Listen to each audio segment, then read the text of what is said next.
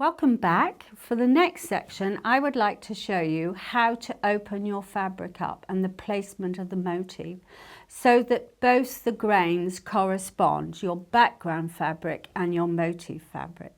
And now I'm going to open up the last stage to reveal the correct side of your fabric and the design.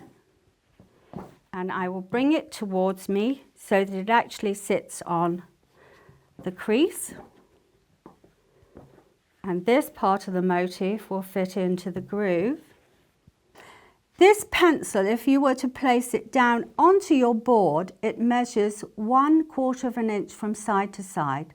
So as you're tacking, if you're not quite sure at this stage whether you've got the 1 inch guidance in, just pop it along the side of your fabric just to check.